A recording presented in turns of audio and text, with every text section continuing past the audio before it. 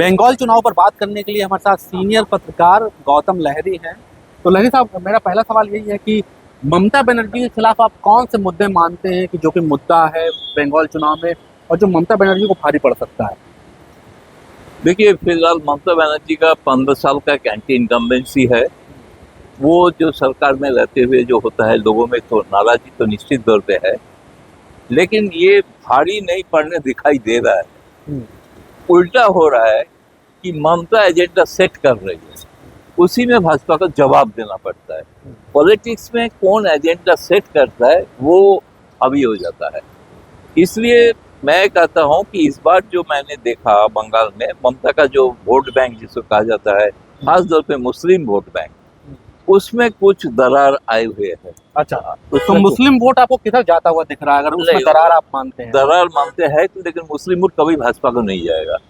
वो जो लोग एक सोच रहे हैं कि जो एक तृणमूल में थे, बाहर आके अपना पार्टी बनाया, हुमायूं कबीर, बाबरी मस्जिद बना रहे थे, उसका उतना ज्यादा नहीं होगा, क्योंकि हैदराबाद मीम के साथ वो जोड़ गया है। मीम के बारे में छवि है कि बंगाल में बीजेपी का बी टीम है।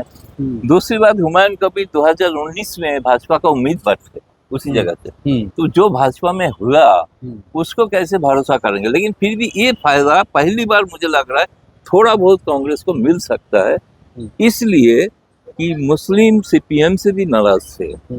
लेकिन कांग्रेस इस बार सीपीएम से अलग हो गया है, वो अकेला चुनाव लड़ने का फैसला किया। तो कुछ जगह पॉकेट जो है, जैसे मालदा, मुर्शिदाबाद, जहाँ पे कांग्रेस का ट्रेडिशनल होल्ड था, उस जगह पे कुछ वोट कांग्रेस की तरफ शिफ्ट होने दिखाई दे रहा है। अब देखिए, कुछ लीडर जैसे है गनी खान परिवार का, वो अभी कांग्रेस ज्वाइन किया है, मौसम नूर राज्यसभा एमपी थे। तो इसलिए बंगाल चुनाव थोड़ा बहुत इस बार दिलचस्प है। लेकिन भाजपा का जो उसको जो करना चाहिए था, दूसरी प्रॉब्लम भाजपा का जो हो गया है वो है एसआईआर का मुद्दा। एसआईआर मुद्दा बाकी जगह में भाजपा को सारा हेल्प करता है, यहाँ पे उल्टा हो रहा है। क्योंकि यहाँ पे बंगाल एक जगह है जहाँ पे बहुत 47 से जैसे हिंदू यहाँ है, उसके बाद सारे मतुआ लोग आए हैं जो भाजपा का वोटर है, लेकिन उन लोगों का नाम सब कट रहा है। वो ममता उसको इशू बना रहा है। अभी तक इशू बनाने में इसके साथ साथ बंगाल अस्मिता भी एक इशू है, जो लगता है कि बीजेपी बाहरी का पार्टी है। हिंदी भाषा में उसका जो राष्ट्रीय स्तर का नेता है, हिंदी में भाषण देता है। ममता का खिलाफ ऐसे कोई नेता उभर के नहीं आया है जो ममता का मुकाबला कर सकता। अच्छा, आपने कहा कि ममता बनर्जी एजेंडा सेट कर रही हैं। तो कौन सा एजेंडा आपको लगता है जो ममता बनर्जी ने सेट किया और बाकी पार्टी उस पर रिएक्ट कर रही हैं? नंबर 1, बाकी पार्टियों में से भाजपा ही कर रहा है, लेकिन बाकी कुछ पार्टी तो वामपंथी लोग तो ममता का कुछ एजेंडा को सपोर्ट भी करते हैं। जैसे एसआईआर का मुद्दा जो हुआ, एसआईआर मुद्दा में बहुत सारे बीएलओ को मृत्यु हो गई, सुसाइड किया है। उसका परिवार को सब ममता देख रहे हैं, ममता उनको सपोर्ट कर रहा है, फाइनेंशियली भी सपोर्ट कर रहा है, नौकरी भी दे रहा है। दूसरी बात जो है, जो बीजेपी का अपना वोट बैंक है, वो वोट बैंक जो काट रहा है, बंगाल में जो बहुत बड़े इंटेलेक्चुअल्स है उनको बुलाया जा रहा है, शोकॉस कर रहा है, इलेक्शन चुनाव है, इससे बहुत नाराजगी है लोगों में। अमर्त्य सेन नोबेल लॉरिएट, भारत रत्न, उनको भी बुलाया गया, तो वो कैसे आएंगे? संभव नहीं है। इस तरह का लोग जो है। दूसरा एक प्रॉब्लम है कि बंगाल में जैसे होता है ना, बैनर्जी, चटर्जी, मुखर्जी, वो बंदोपाध्याय, चट्टोपाध्याय, मुखोपाध्याय, वो ऐसा चुनाव है वो समझते ही नहीं है। वो सोचता है दोनों अलग व्यक्ति है, इसलिए वो गड़बड़ हो रहा है, उसको बुला रहा है। इसको कहता है लॉजिकल डिस्क्रिपेंसी बोल के बुला रहा है। तो ये हैरेसमेंट हो रहा है। 90 साल का महिला, हम देखा ऐसे फोटो भी है कि हॉस्पिटल का आईसीयू से निकल के ऑक्सीजन सिलेंडर लेके पहुंच रहा है। अच्छा, ऐसे फोटो सब निकला है। तो लेकिन ये जो एसआईआर वाला मुद्दा है जिसका आप जिक्र कर रहे हैं, ये बिहार में तो चला नहीं। बिहार में तेजस्वी यादव को फायदा नहीं मिल पाया। तो आपको बंगाल में कैसे लगता है कि ये ममता को फायदा कर देगा? दूसरी बात है, ममता बंगाल लोगों का जो इसमें हैरेसमेंट हो रहा है वो लेके खुद सुप्रीम कोर्ट में आ गए। ये छवि उस दिन सारे जितना बंगाल में क्लब था, सबके सामने 70 मिलीमीटर स्क्रीन लगा दिया और लोगों को बुला के दिखा दिया कि ममता लड़ रहा है।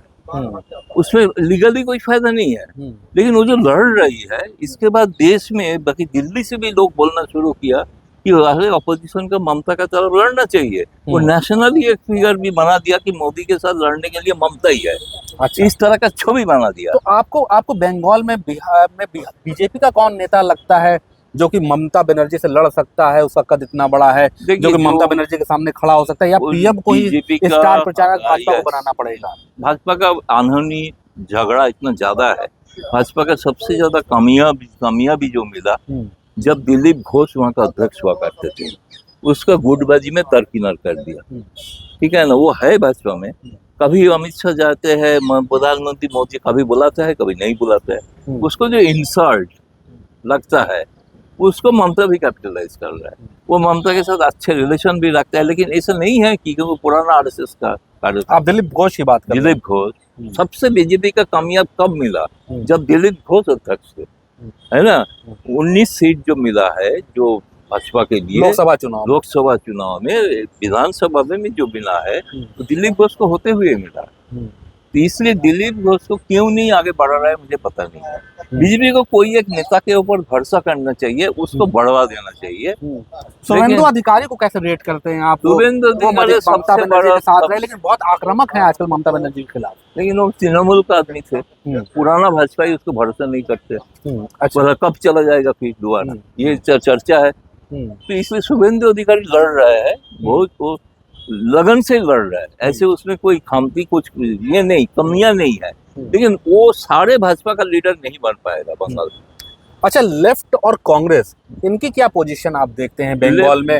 लेफ्ट और कांग्रेस की क्या स्थिति रहेगी? लेफ्ट का, मैं फिलहाल लेफ्ट के ऊपर, लेफ्ट तो हाल ही में 34 साल का अभी भी जिक्र होता है, जैसे बिहार में जंगल राज कहा जाता है ना। लेफ्ट का वो जो उनका जो रूल है वो अभी भी लोगों का दिमाग में है, उसको उतारा। लेकिन कांग्रेस 77 में हरा, बहुत दिन हो गया, लोग भूल भी गए। 77 में जो पैदा हुआ वो तो आज भी बुजुर्ग हो चुका है। वो सोचते हैं कि वही जमाना ही सही था, कांग्रेस ही शायद अच्छा है। लेकिन कांग्रेस का, अभी ऐसा नहीं बोल रहा हूँ कि कांग्रेस बहुत सारे रिसर्जेंस हो जाएगा, लेकिन थोड़ा बहुत इसको बेस बन सकता है इस बार चुनाव में, मुझे लग रहा है। अच्छा, आपको क्या कोई पॉसिबिलिटी दिखती है इस बार कांग्रेस और लेफ्ट अलायंस की? लेफ्ट और कांग्रेस क्या करेगी वहां पे? अभी लेफ्ट अलग लड़ेगी, कांग्रेस अलग लड़ेगी। ये कांग्रेस का फैसला है। कांग्रेस का फायदा मिलेगा? उसका फायदा ममता को थोड़ा बहुत जाएगा, क्योंकि 4/4 अब तो 4 कॉर्नर कॉन्टेस्ट हो गया ना। पहले था 3 कॉन्टेस्ट, अभी 4 हो गया। कुछ जगह पे ममता का जो कुछ फायदा हो सकता है, लेकिन ज्यादातर जो मुस्लिम बेल्ट है वहाँ पे वोट कहाँ जाएगा माइनॉरिटीज का? मुर्शिदाबाद 60% माइनॉरिटी वोट है, उस जगह पे वोट कांग्रेस के पास ही जा सकता है। मुझे लग रहा, अगर ममता से जो नाराज है। अच्छा दादा, लास्ट सवाल, कौन से मुद्दे आपको लगता है कि जो कि इस बार बंगाल चुनाव में इम्पोर्टेंट भूमिका निभाएंगे? कौन से 3 मुद्दे आपको लगते हैं? 3 नहीं, सबसे पहले मुद्दा जो बंगाल को, जो ममता के तरफ से कहा जाता है कि बंगाल को वंचित किया जा रहा है, वो बंगाल को हैरेस किया जा रहा है। भाजपा के तरफ से कहा जा रहा है कि बंगाल में ममता राज होते हुए बंगाल का कोई डेवलपमेंट नहीं हो रहा है। तो बीजेपी जो डेवलपमेंटल इशू ला रहा है, बहुत सारे ट्रेन, नया ट्रेन चालू कर रहा है, लागू वंदे भारत ट्रेन भी चालू किया है, और भी बहुत सारे कार्यक्रम है, कुछ दिन बाद तो और भी कुछ करेंगे। वो ममता के खिलाफ एक डेवलपमेंटल का नारा ला रहा है, लेकिन वो नारा से लोग इतना ज्यादा उसका हावी नहीं हो पा रहा है, सिलेक्टिवली कुछ पॉकेट में हो रहा है निश्चित तौर पे। दूसरा मुद्दा क्या लगता है आपको? भाजपा जो इशू कर रहा है बंगाल का, law and order and corruption, लेकिन करप्शन इशू 3 चुनाव में आ चुका है, शारदा नारदा सब हो चुका है, कोई फायदा नहीं हुआ। वहाँ का जो टीचर्स अपॉइंटमेंट जो घोटाला, जिसमें मंत्री भी जेल में है, लेकिन बात यह कि लोग अभी ये सवाल कर रहे हैं, लोग जेल जा रहे हैं, कैसे इसको बेल मिल रहा है, तो छूट क्यों जा रहा है? कोई तो साबित नहीं हुआ ना, किसी का अपराध, कोई कन्विक्शन नहीं हुआ है।